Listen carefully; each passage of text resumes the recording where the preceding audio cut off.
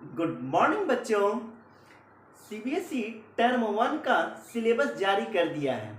तो term one में कौन सा पोर्शन रखा गया है और कौन सा पोर्शन को हटा दिया गया है उसको आज हम लोग को समझ लेना है। तो टर्म वन जो एग्जाम होगा, इससे लास्ट वाला वीडियो जो हम लोग बनाए थे कि कब एग्जाम होगा, वो सारा पॉलिसी हम लोग बता दिए थे कि किस पॉलिसी के थ्रू ये एग्जाम हो रहा है। आज हम लोग को सिलेबस समझना है टर्म वन का। तो टर्म वन जो होगा वो 90 मिनट का एग्जाम होगा, मल्टीपल चॉइस क्वेश्चन होगा और टाइमिंग जो है 1.5 आवर का है। ये टाइमिंग जो होगा फुल मार्क्स 40 मार्क्स का होगा एंड 10 मार्क्स जो है आपका इंटरनल असेसमेंट है। तो फर्स्ट हमको समझना है कि टर्म वन में कौन कौन सा पोर्शन जो है वो रखा गया है। तो टर्म वन में फर्स्ट जो है वो नंबर सिस्टम को रखा गया है। तो नंबर सिस्टम जो है आपका वो 6 मार्क्स के आएगा। सेकंड जो है अलजेब्रा है। तो अलजेब्रा जो है आपके पास वो आपके पास 10 मार्क्स में रखा गया है। थर्ड जो है आपके पास टॉपिक जो दिया है टर्म वन के लिए वो कोऑर्डिनेट ज्योमेट्री, वो 6 मार्क्स के लिए है। और फोर्थ टॉपिक जो दिया है वो ज्योमेट्री है, वो 6 मार्क्स का है। फिर है फिफ्थ टॉपिक जो आपके पास है ट्रिगोनोमेट्री, वो 5 marks and mensuration 4 marks, statics and probability 3 marks and internal assessment जो होगा वो 10 मार्क्स। टोटल मार्क्स जो हो जाएगा 50 marks, 10 marks internal and 40 marks जो है आपका बुक से है।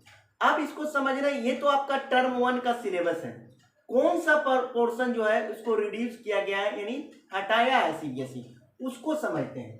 तो नंबर सिस्टम में हम लोग देखेंगे जो 6 मार्क्स में आएगा 6 नंबर में, उसमें आपको इक्विलिब्रियम डिवीजन लेमा, पहले बुक निकाल लीजिए।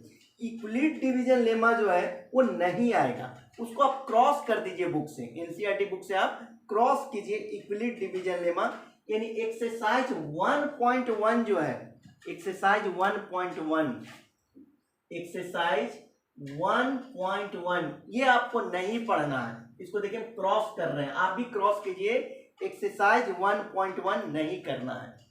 सेकंड क्या नहीं करना है, इरेशनल नंबर जो प्रूविंग वाला है √2 इरेशनल √3, ये सारा आपको नहीं करना है। यानी एक्सरसाइज 1.3 यानी 1.1 और 1.3 ये दोनों एक्सरसाइज को हटा दिया है। यानी 1.1 और 1.3 ये दोनों टॉपिक को आपको नहीं देखना है। 1.1 एंड 1.3 ये दोनों एक्सरसाइज को आप क्रॉस कर दीजिए।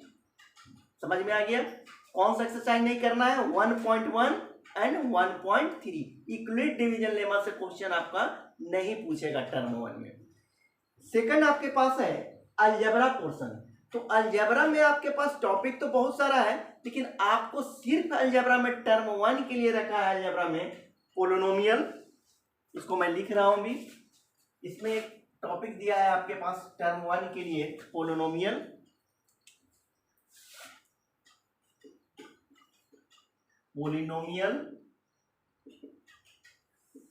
और सेकंड टॉपिक जो है आपके पास linear equation of two variable, linear equation in two variable.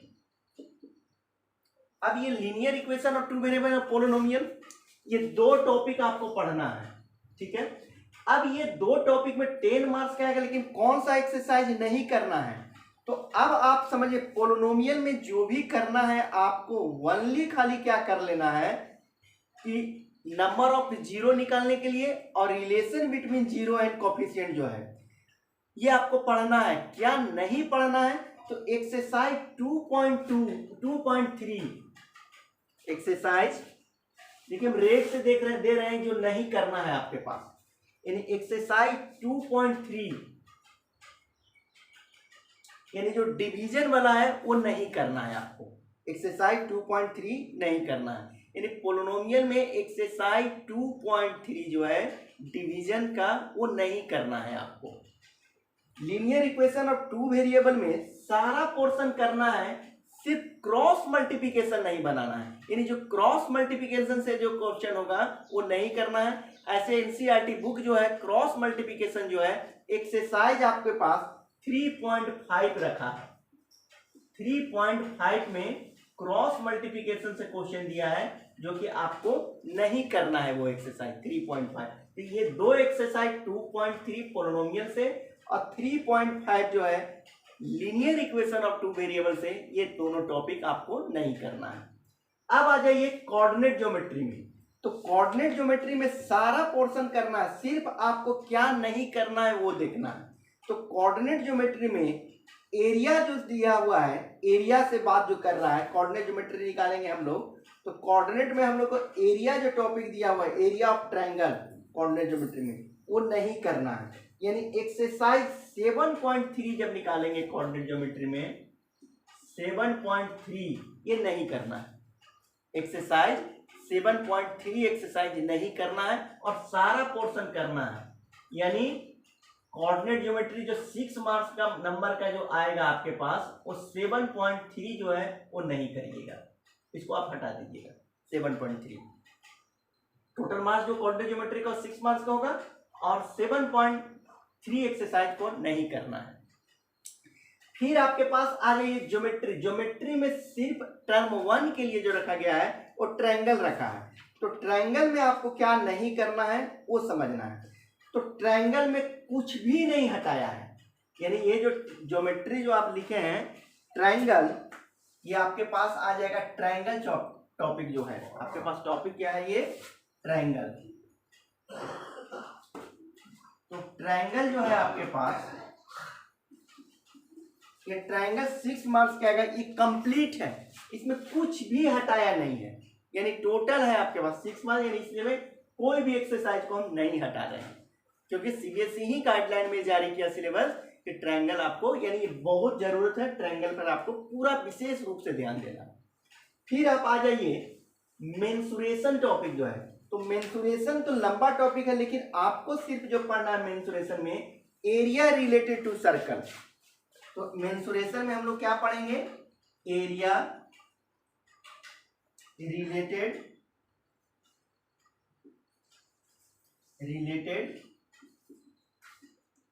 To circle. Area related to circle. तो एरिया रिलेटेड टू सर्कल में सारा पढ़ना है, सिर्फ जहां पे सेक्टर वगैरह जो बनाएगा, जहां 120 डिग्री होगा, यानी 120 डिग्री जहां पर निकालने के लिए बात करेगा, वो क्वेश्चन नहीं करना है। यानी अब यहां से हम लोग देखेंगे एरिया रिलेटेड टू सर्कल में, तो 120 डिग्री कहां पे क्वेश्चन मिलेगा आपको।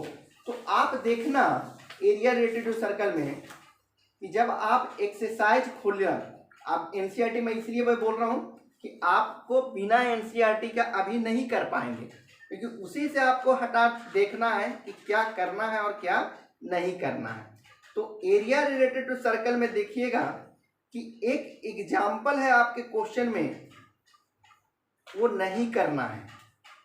कौन सा क्वेश्चन नहीं करना है वो मैं बतला रहा हूं आपको। देखिए एग्जाम्पल नंबर 3, यानी page number 228, example area related to circle जो है वो मैं यहां पर लिख दे रहा हूं। एग्जाम्पल आपके पास कौन सा है? 3 नंबर एग्जाम्पल। एक्सरसाइज जो है आपके पास एग्जाम्पल 3, एक पेज नंबर 228, यानी जब भी 120 डिग्री पर बात होगा या 90 से जैसी एंगल ज्यादा देगा सेक्टर में, वो क्वेश्चन वो सारा नहीं करना है। बस ये बात को आप दिमाग में रखिएगा। और एक क्वेश्चन है इसी में एरिया रिलेटेड में, एक एक्सरसाइज से भी है, उसको भी नहीं करिएगा, वो भी आप नहीं करेंगे। तो एक तो पेज नंबर हमने बता दिया आपके पास कौन सा नहीं करना है जो, और एक क्वेश्चन जो है हम एक्सरसाइज में भी मिल जाएगा आपको, जो कि नहीं करना है, 120 डिग्री पर है, वो आपको नहीं कर लेना है। ठीक है, बात समझ में आ गया। अब आपको जा जाइए स्टैटिक्स एंड प्रोबेबिलिटी। तो स्टैटिक्स एंड प्रोबेबिलिटी में स्टैटिक्स अभी नहीं है, सिर्फ प्रोबेबिलिटी है, और प्रोबेबिलिटी में कोई भी चीज को हटाया नहीं गया है, इसलिए 3 मार्क्स जो है ये 3 मार्क्स का 3 मार्क्स में ही आएगा। बात समझ में आ गया। तो ये आपका टर्म 1 के हिसाब से जो सिलेबस है ये दिया गया है। एक बार और आप समझ लीजिए, फर्स्ट जो है नंबर सिस्टम 6 मार्क्स का आएगा, एक्सरसाइज 1.1 एंड 1.3 यानी इक्वलिट डिवीजन लेमा से नहीं आएगा, एक्सरसाइज हटा देंगे एनसीईआरटी से। सेकंड अलजेब्रा में 2 टॉपिक है, पोलिनोमियल है और linear equation of 2 marks 2 variable, जो 10 मार्क्स का आएगा 2.3 और 3.5 को आप हटा देंगे।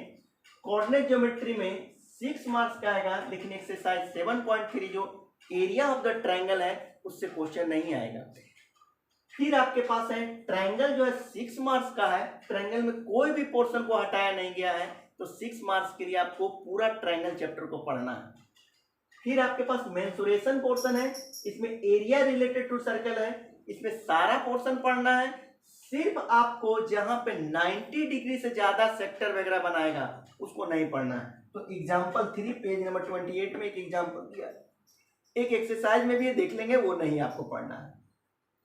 स्टैटिक्स एंड प्रोबेबिलिटी में क्या है, स्टैटिक्स नहीं पढ़ना है, सिर्फ प्रोबेबिलिटी पढ़ना है और प्रोबेबिलिटी टोटल पढ़ लेना है, वो 3 मार्क्स का आएगा।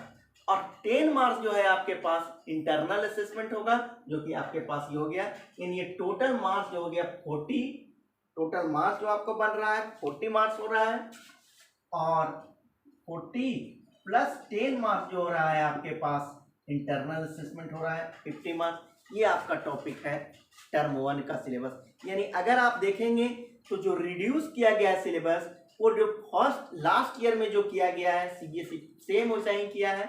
मैंने इसीलिए आपको मैं बार बार बोल रहा था कि आपको ज़्यादा नहीं देखना है, जो लास्ट ईयर का जो है उसी को ध्यान में रखते हुए सीबीएसई इस बार सिलेबस को जारी किया है। तो उम्मीद कर रहा हूँ कि आपको सारा बात को समझ में आया, कौन सा पोर्शन पढ़ना है और कौन सा पोर्शन नहीं पढ़ना है। ये टर्म 1 के लिए हुआ। नेक्स्ट वीडियो में हम आपको टर्म 2 को समझाएंगे।